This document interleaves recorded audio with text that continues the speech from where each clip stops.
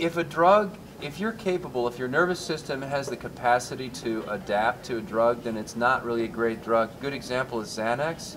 Xanax is really fast in its effects on people. It causes people to feel relaxed and loose, and it's often prescribed for people with anxiety symptoms. But the problem is that the body rapidly adapts to the Xanax, so that now, in order to kind of feel normal, you need to pop the Xanax, and if you cease taking it, you go through withdrawal, and there's this spike in the direction opposite feeling relaxed, namely feeling anxious and even panicky, that occurs for some people when they suddenly stop taking, bless you, Xanax.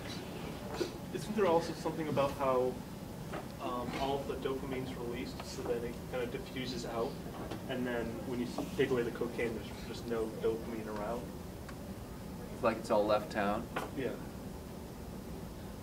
I don't know, Nathan. I'm sorry to say that. I'll check on that. Let's add meth. So I'm just gonna, okay, Rolf has put in a call for meth. Here's the thing. Intuitively, my sense is that just based on how machines work, same like Rene Descartes, how machines work and how everything in the world works, it's like if you keep using a substance over and over again, if you use more of it than the body initially is accustomed to having used, i.e. dopamine, then it strikes me as reasonable to assume that maybe the body can't keep up with the really heavy demand for it, and eventually the supply runs out. That could be totally wrong. That's just my intuitive supposition. But what I know happens is that whether it's because dopamine runs out or because the postsynaptic dopamine receptors shut down in part, there's less of a response to it. So now you need more to cause the same kind of postsynaptic response, to have the same strength of signal pass through that synaptic cleft than you did in the first place. So in effect, you're making your whole nervous system less efficient by creating a dependence, as you said, on the drug, and when you remove the drug, you immediately initiate withdrawal. Okay, let's look at meth, shall we? Boys and girls. I'm excited. Me too. Is there meth? Maybe. Nope. No, there's not. What about alcohol? Let's do alcohol. The marijuana. Marijuana's bad. All right, so, oh look, What's GABA? GABA is another kind of neurotransmitter. It's like a cousin of dopamine. Hey, GABA got him. Yeah, and it's also a song lyric by the Ramones. Yep. Okay, so there's your GABA. GABA. More like the Rabones. What? Yeah. Here's the deal. We've assumed, see if you can follow this, girls, are you following this? We've assumed that neuron A, when it impinges upon, when the terminal endings of neuron A impinge upon the dendrites of neuron B, we've assumed that the message sent by neuron A to the dendrites of neuron B is, hey, wake up, sleepyhead. I need you to send a message. But it's not always that way. Sometimes neuron A says, go to sleep, my pretty, go to sleep. Sometimes one neuron impinging on another carries with it an inhibitory message or has an inhibitory effect. In other words, by communicating with the postsynaptic neuron, the presynaptic neuron actually has the effect of reducing the likelihood that the postsynaptic neuron is going to fire, going to send any message. Keeping in mind that, bless you, that at every synapse there's the possibility, and this is actually how you're wired, of many different neurons communicating with one. So a lot of different inputs come to most neurons in your head. It's not just like one-to-one, like neuron A to neuron B to neuron C. It's neuron A, B, C, D, all talking to neuron D. And let's say neuron A consistently sends the message to neuron D, don't fire. And neuron B says, no, fire. So whether neuron D fires or not is going to depend on which neuron A or B is sending it. These are a lot of letters, I know. The stronger message. The idea, the simple idea here is that some neurons carry inhibitory messages like quieting messages rather than excitatory messages, activating messages. And neurons that use GABA as their medium of communication, as the neurotransmitter that communicates with the next neuron line, they tend to be inhibitory neurons. Okay.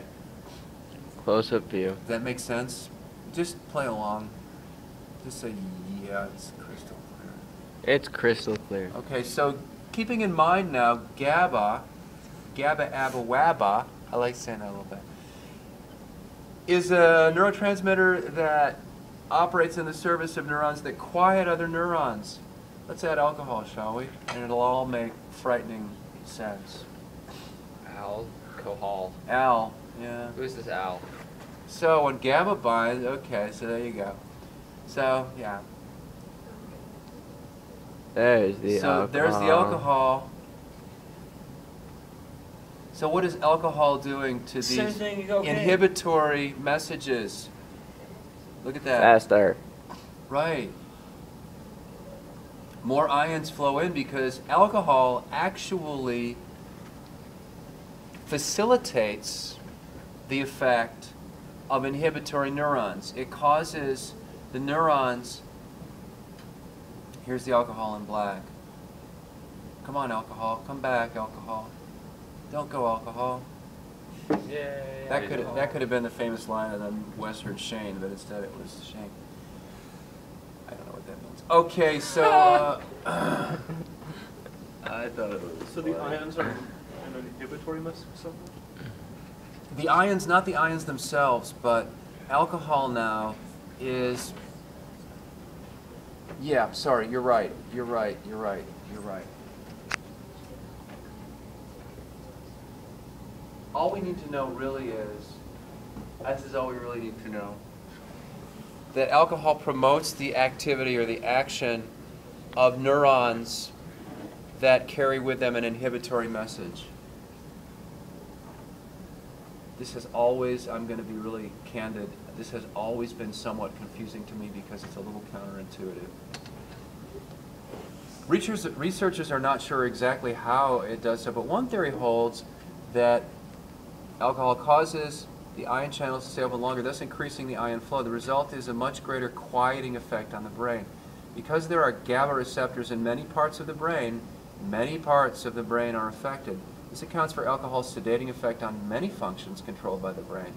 So, you know, it makes sense that you'd be wired in such a way that neurons would have both excitatory and inhibitory inputs.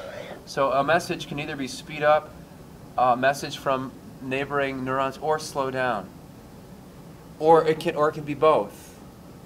So why does slowing down and speeding up, why do they both make you feel good? Is it just the different sections, different? Yeah, that's a great question, Nathan. Different type of good. That's a great question. I would like it if everybody pondered that question. You're laughing at me, Andrew, but Yeah. it doesn't hurt. It doesn't hurt. It's not supposed to hurt. Slowing down dopamine, speeding up this or whatever. Say that again? He said something about speeding up and slowing down. Right? Yeah, well, there are different kinds of neurons in the brain. There are neurons that carry the message, the fundamental message to their fellow neurons, hey, shut up, and then inhibitory ones. And then there are neurons that carry the fundamental message, hey, I want you to pass this along. Excitatory neurons. And Nathan, I wish you would ask your question again. And girls and everybody else, listen and know the wonder of the human brain. So why is it that you feel good if you're both, some drugs, they make you excited, more neurons firing. Why does that make you happy? And drugs that make you less active in your brain, why does that make you feel good? Well, let's talk about dopamine, shall we? Dopamine happens to be found in certain pathways in the brain, regulating the feel-good mood and regulating of mood in general. As does serotonin, but let's focus on dopamine. And when a neurotransmitter, like dopamine, is just free to go hog wild, those feelings of well-being that we have can increase to the point of euphoria, and then the party is on.